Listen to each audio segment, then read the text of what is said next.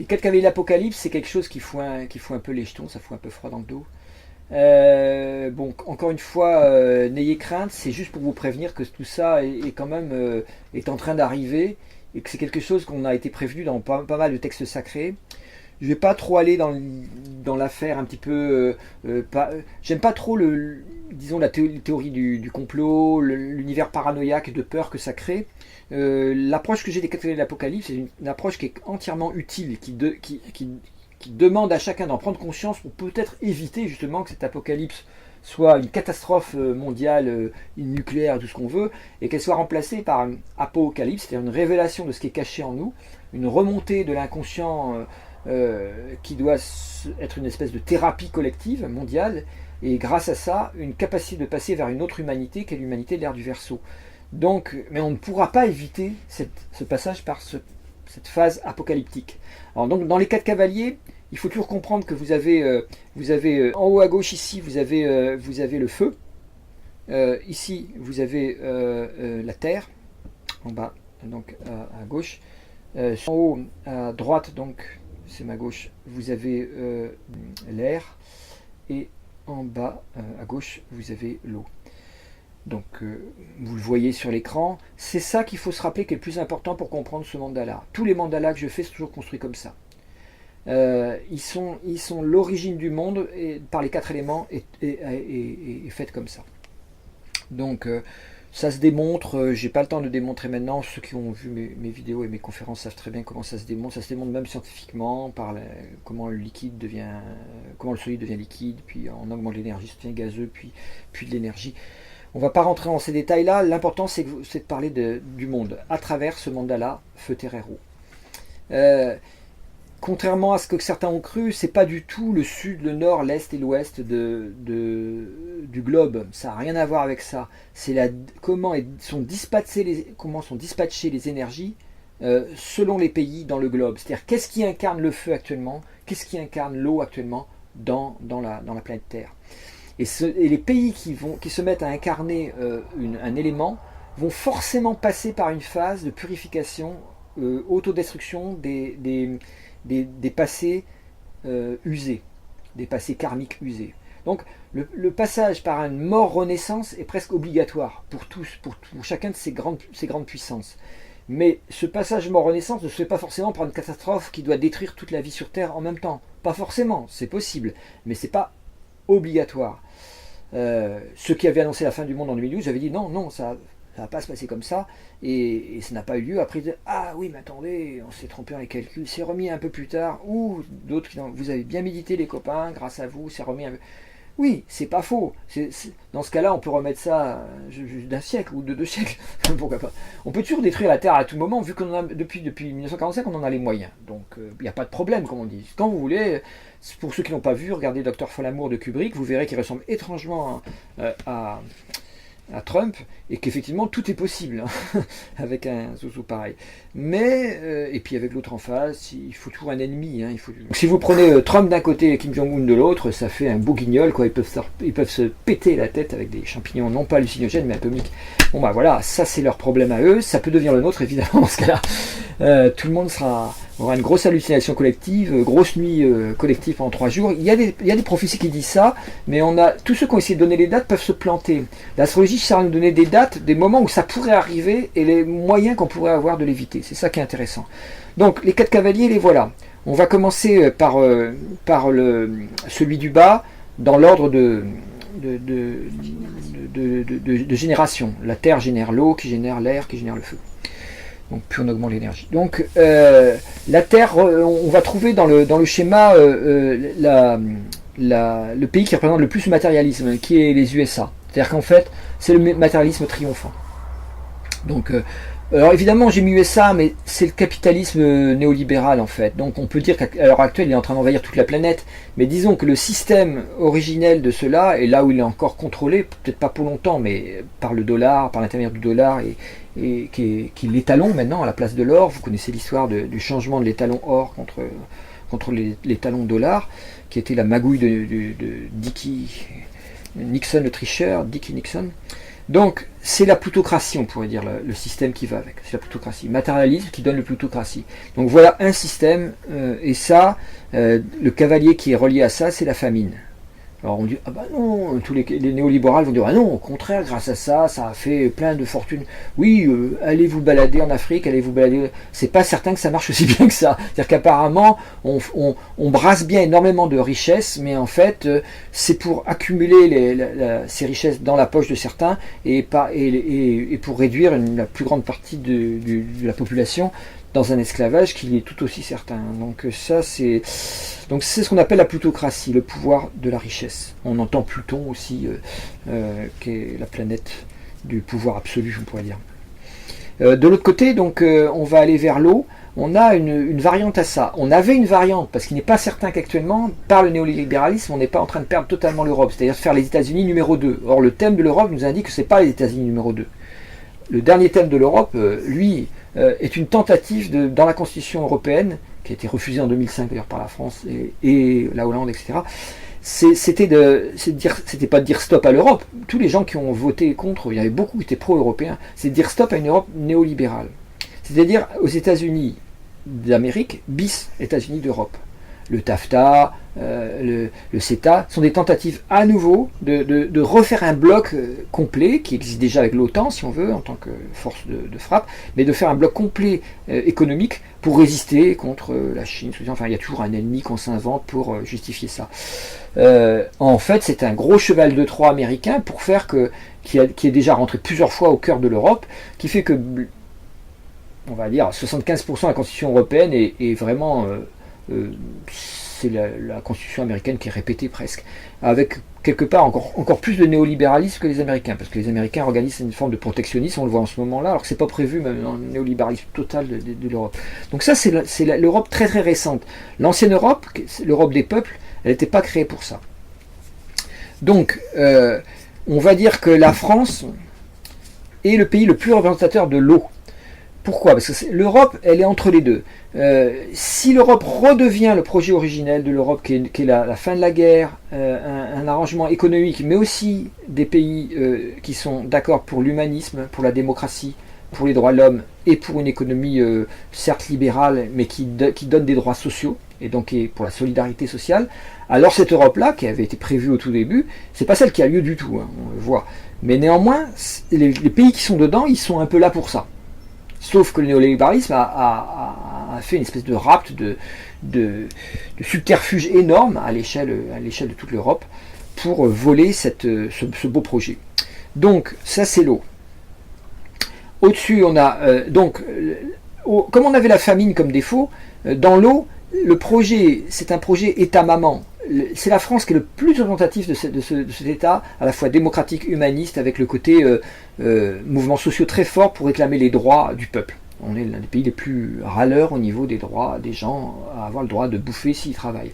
Les autres travaillent, ils bouffent pas, mais ça fait rien, ils travaillent quand même. Donc on a un pays qui est difficile à gérer pour néolibéraux, et parce que il imagine un État maman. C'est-à-dire c'est l'eau, c'est-à-dire un État dans lequel il y a la sécurité sociale, la sécurité pour les chômeurs, pour le temps qu'ils retrouvent un travail qui ne soit pas mis à la rue. Enfin, voilà, l'inverse du système américain où il y a 20% des gens qui sont dans une situation de misère totale et une petite quantité de gens très très riches qui nous disent c'est le premier pays au niveau, enfin c'est encore le premier pour un temps, au niveau du produit national brut. Sauf que si on va voir les États-Unis, il n'y a qu'une petite partie de la population qui en profite, les autres triment pour... Ça, c'est le néolibéralisme. Donc ça, c'est famine. Et l'autre, c'est cette protection excessive du citoyen qui est faite par l'État-maman, va donner un soin du citoyen excessif qui va donner, par l'intermédiaire, par exemple, des vaccins, la maladie comme cavalier. La famine d'un côté comme résultat, de côté de la maladie. Bah oui, on s'aperçoit que les Français sont assez malades souvent par un record de consommation de médicaments, puisque les médicaments, on leur dit c'était pour leur bien, ils sont remboursés, donc on ne va pas faire des médecines douces qui sont certes meilleures pour le corps, mais qui ne sont pas remboursées.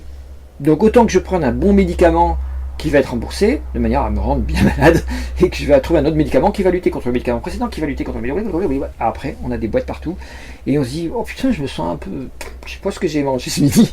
Ouais, si tu évitais toutes les petites boîtes autour de ton repas, ça se passerait quand même mieux. Et tu mangeais bio.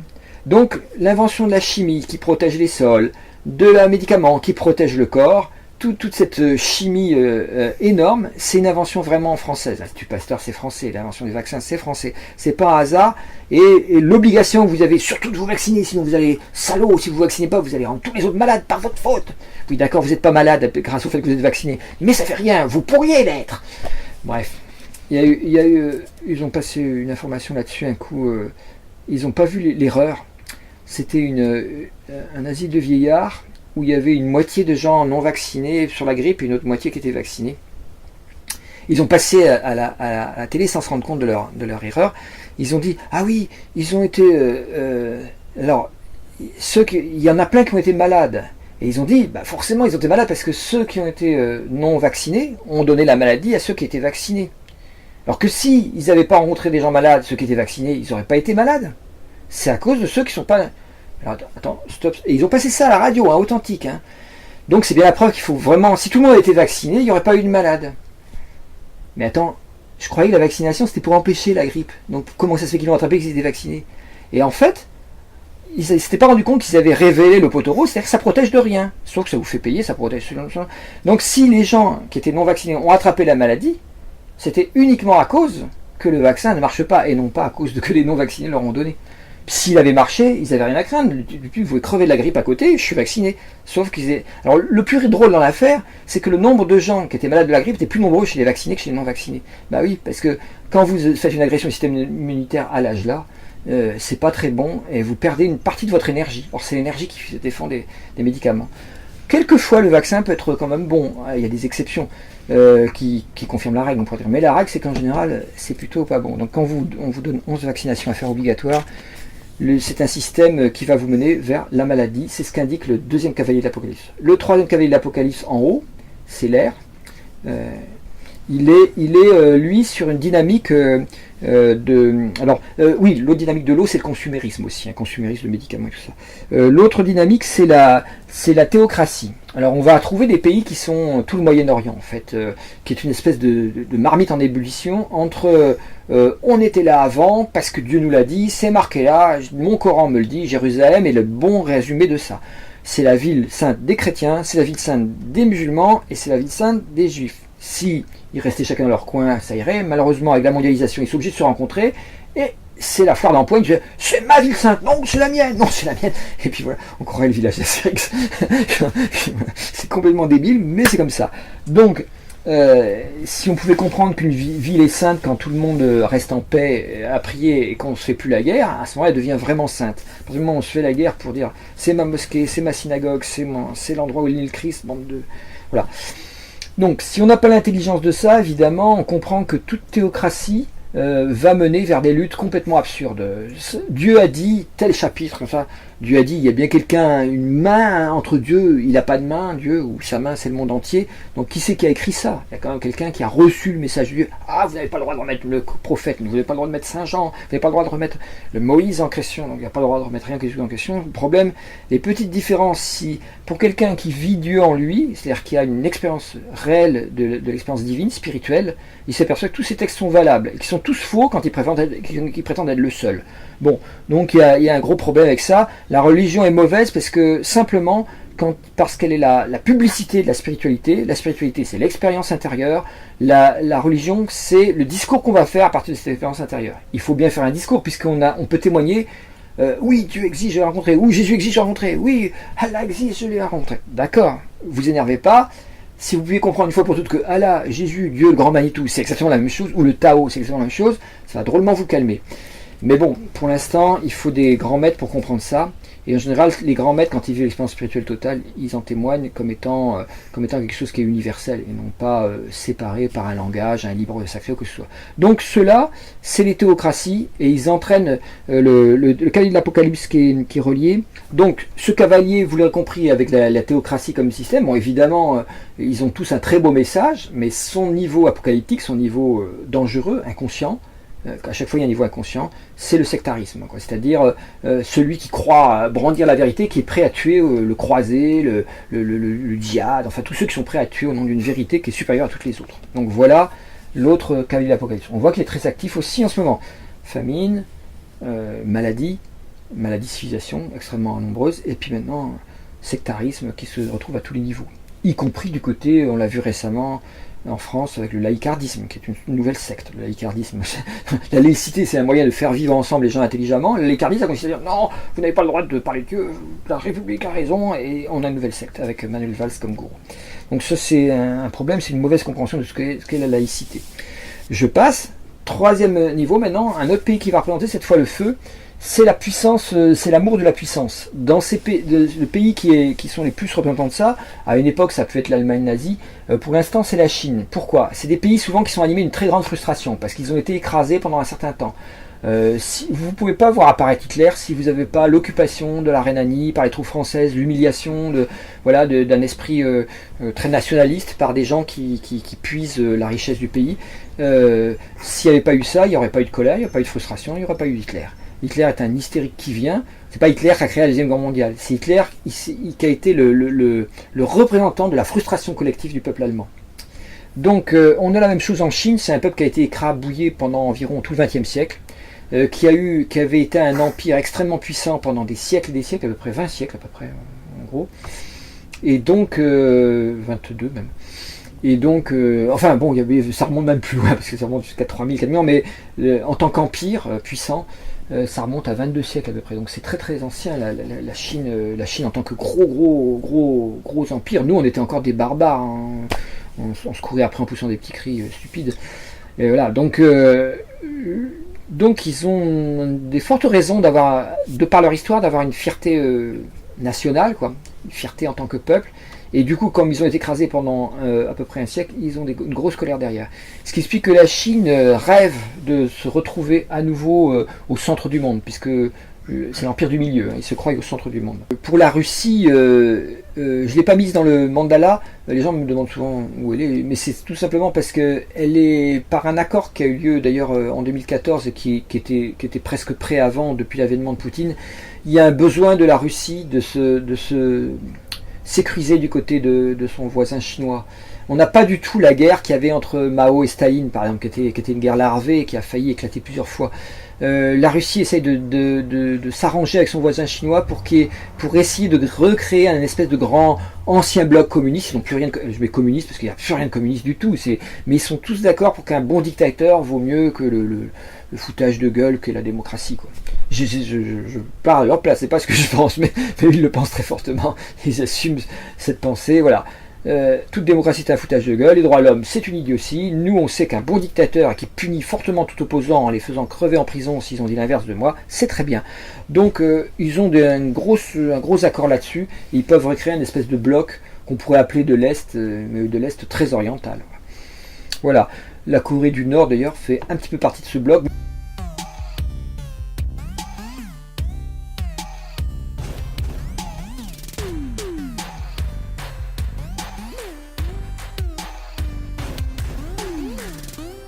Même si la Chine s'en défend, ils leur servent de pion à l'ONU pour dire oui, on les contrôle, vous inquiétez pas, on va s'en occuper.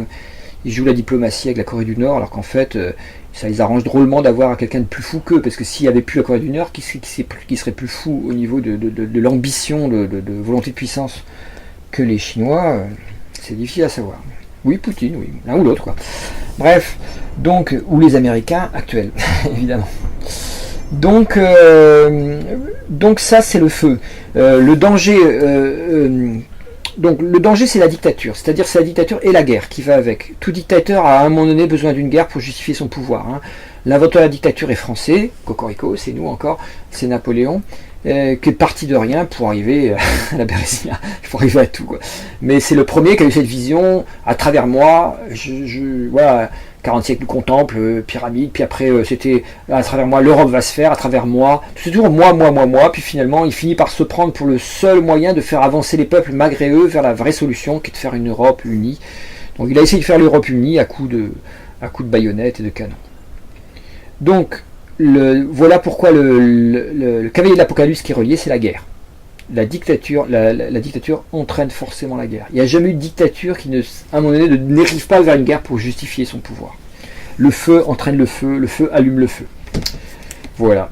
Donc on a fini sur ces... Donc je voulais bien expliquer ces... Alors après, les pays se placent selon Il y a d'autres pays comme le Japon ou l'Inde qui sont intermédiaires, qui sont à cheval entre deux conceptions de l'univers. Mais en gros, c'est les 4 conceptions de l'univers principales. Matérialisme, plutocratie, consumérisme avec, on pourrait dire, l'état maman, théocratie avec le danger de tous les djihadismes, qu'ils soient arabes, israéliens ou catholiques, même pourquoi pas, ou protestants, puisque faut pas oublier qu'aux États-Unis, Trump, les évangélistes font partie de ça. Et puis le dernier pouvoir, qui est le pouvoir de la dictature, le pouvoir qu'on pourrait appeler aussi fascisme, c'est-à-dire l'idée que la seule chose qui fait avancer le monde, c'est l'amour du pouvoir. On trouve ça un peu dans le libéralisme. Et dans l'amour du pouvoir, moi, tout ce que je fais, si je définis ces 4 cavaliers de l'Apocalipse, c'est pour rappeler essentiellement que ce qui s'oppose à l'amour du pouvoir, c'est le pouvoir de l'amour. Et que c'est bien pour ça qu'on travaille l'astrologie, c'est que le pouvoir de l'amour ne peut advenir sur Terre que par la conscience, pas par l'amour affectif, bisounours, ça ne marche pas ça. Il ne peut venir que s'il y a conscience plus amour. Voilà à quoi sert mon astrologie.